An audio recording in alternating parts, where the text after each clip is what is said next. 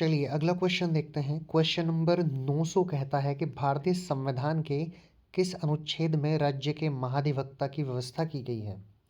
तो ये व्यवस्था की गई है आर्टिकल 165 यानी कि 165 में किसी भी राज्य के महाधिवक्ता की व्यवस्था की गई है 165 के अनुसार। आगे चलते हैं। जो राज्य के महाधिवक्ता की नियुक्ति होती है वो किसके द्वारा की जाती है, ये अगले सवाल में आपसे पूछा गया है। तो राज्य के जो महाअधिवक्ता होते हैं उनकी नियुक्ति राज्यपाल के द्वारा की जाती है। ये आप याद रखिएगा, क्योंकि राज्य के महाधिवक्ता की बात हो रही है तो राज्यपाल उनकी नियुक्ति करता है। अगला क्वेश्चन, महाअधिवक्ता का कार्यकाल कितने वर्षों का होता है। तो वो कार्यकाल है 6 वर्ष या 65 वर्ष, जो भी पहले हो जाए वो। आगे चलते हैं। भारतीय नियंत्रक एवं महालेखा परीक्षक का उल्लेख संविधान के किस अनुच्छेद में किया गया है। तो ये उल्लेख मिलता है अनुच्छेद 148 से अनुच्छेद 151 तक, यानी आर्टिकल 148 टू 151 तक। अगला क्वेश्चन, राज्य विधानमंडल में उच्च सदन कौन सा है। तो जो उच्च सदन है राज्य विधानमंडल में वो माना जाता है विधान परिषद को। आगे चलते हैं। अब आपको विधान परिषद से जुड़े हुए क्वेश्चन देखने के लिए मिलेंगे। मैंने आपको पहले भी बताया था, फिर से बता रहा हूँ। जैसे हमने राज्यपाल को उठाया तो उसी सीरीज़ के बहुत सारे क्वेश्चन अब हम विधान परिषद की बात कर रहे हैं। विधान परिषद के राष्ट्रपति से जुड़े क्वेश्चन थे तो राष्ट्रपति के। इसी तरह ताकि आपको आसानी हो एक जगह क्वेश्चन मिल जाए। अगला क्वेश्चन, विधान परिषद के सदस्यों की संख्या उस राज्य के विधानसभा के सदस्यों की संख्या की कितनी होती है। तो वो होती है 1/3। अगला क्वेश्चन देखते हैं। किसी भी अवस्था में विधान परिषद के सदस्यों की संख्या कम से कम कितनी होनी आवश्यक है। तो वो कम से कम 40 होनी चाहिए।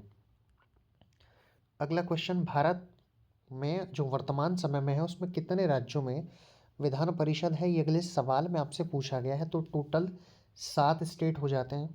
कौन कौन से हैं, बिहार है, उत्तर प्रदेश है, कर्नाटक है, महाराष्ट्र है, आंध्र प्रदेश है, तेलंगाना है और जम्मू कश्मीर है।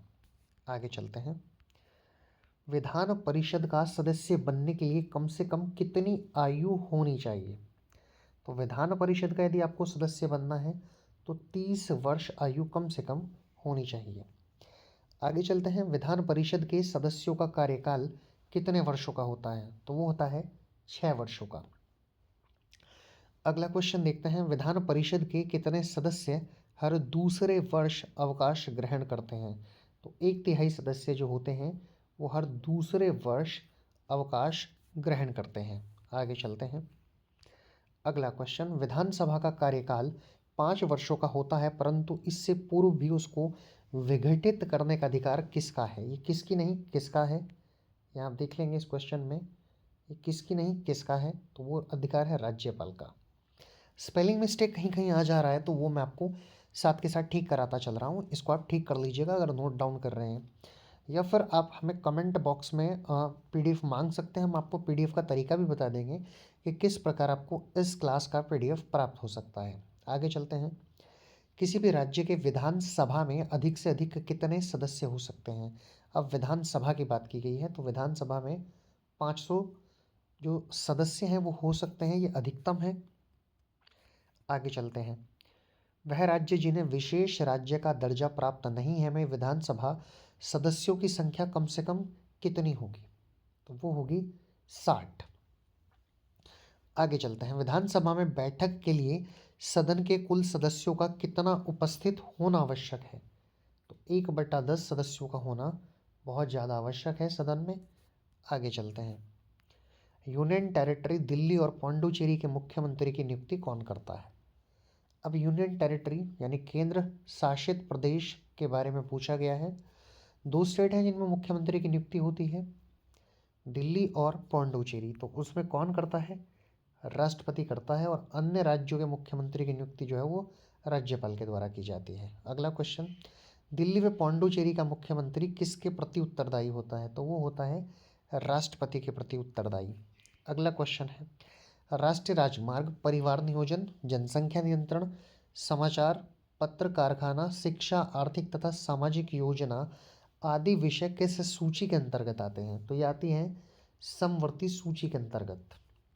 अगला क्वेश्चन, लोक सेवा, कृषि, वन, कारागार, भू राजस्व, लोक व्यवस्था, पुलिस, लोक स्वास्थ्य, क्रय विक्रय एवं सिंचाई आदि किस विषय सूची के अंतर्गत आते हैं? तो वे आते हैं राज्य सूची के अंतर्गत। अगला क्वेश्चन, अंतर्राष्ट्रीय संधि, युद्ध, सीमा शुल्क, जनगणना, विदेशी ऋण प्रसारण, टेलीफोन, विदेशी व्यापार, रेल, वायु एवं जल परिवहन आदि किस विषय सूची के अंतर्गत आते हैं? तो ये आते हैं संघ सूची के अंतर्गत। अगला क्वेश्चन देखते हैं, राष्ट्रहित के लिए राज्य सूची से संबंधित किसी मामले में कानून बनाने की शक्ति संसद को किस अनुच्छेद के तहत प्राप्त होती है? तो वो होती है अनुच्छेद 249 के तहत। स्क्रीन को ठीक कर दे रहा हूँ, यहाँ देख सकते हैं आप। अनुच्छेद 249 के तहत ये शक्ति प्राप्त होती है। आगे चलते हैं।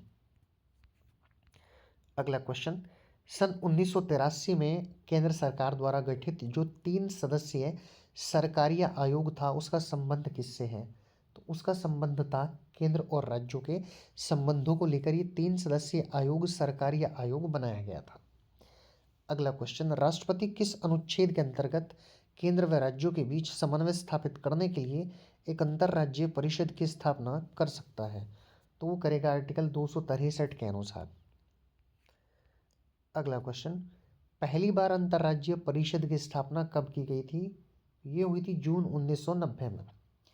अगला क्वेश्चन, अंतर्राज्यीय परिषद से ही अंतर्राज्यीय परिषद की बैठक की अध्यक्षता कौन करता है? तो वो करते हैं प्रधानमंत्री। आगे चलते हैं, अंतर्राज्यीय परिषद की बैठक वर्ष में कितनी बार की जाती है या की जा सकती है? तो ये होती है 3 बार। आगे चलते हैं, नीति आयोग की जगह पर, माफ कीजिएगा, योजना आयोग की जगह पर नीति आयोग की स्थापना कब की गई थी? तो ये की गई थी 1 जनवरी 2015 को। अगला क्वेश्चन देखते हैं, कौन सी संस्था भारत के थिंक टैंक के रूप में कार्य करती है? तो थिंक टैंक जहां भी आपसे पूछा जाए आप डेफिनेटली समझ जाइए कि ये बात हो रही है नीति आयोग की। आगे चलते हैं, अगला क्वेश्चन, नीति आयोग का अध्यक्ष कौन होता है? तो ये होते हैं प्रधानमंत्री। मैं आपकी जानकारी के लिए बता दूं कि जो योजना आयोग था उसके भी अध्यक्ष प्रधानमंत्री ही होते हैं, मतलब होते थे, क्योंकि अब योजना आयोग को समाप्त करके नीति आयोग बना दिया गया है। अगला क्वेश्चन, योजना के निर्माण में राज्य की भागीदारी के लिए राष्ट्रीय विकास परिषद का गठन कब हुआ था? तो ये हुआ था अगस्त 1952 में। अगला क्वेश्चन, राष्ट्रीय विकास परिषद का अध्यक्ष कौन होता है? राष्ट्रीय विकास परिषद का जो अध्यक्ष होता है वो होता है प्रधानमंत्री। अगला क्वेश्चन, किसने राष्ट्रीय विकास परिषद को सुपर कैबिनेट की संज्ञा दी थी? तो वो दी थी के संथानम। ये संधानम लिखा हुआ है, संथानम था उनका नाम, थैथन के संथानम।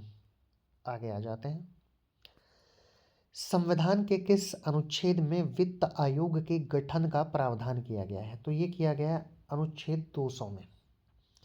अगला क्वेश्चन, प्रथम वित्त आयोग का गठन कब किया गया था? तो ये हुआ था 1951 में। अब प्रथम वित्त आयोग की अवधि भी देख लेते हैं, ये थी 1952 से लेकर 1957 तक। गठन 51 में हुआ और अवधि 1952 से 1957 तक। आगे चलते हैं, प्रथम वित्त आयोग के अध्यक्ष कौन थे? तो वो थे के.सी. नियोगी जी।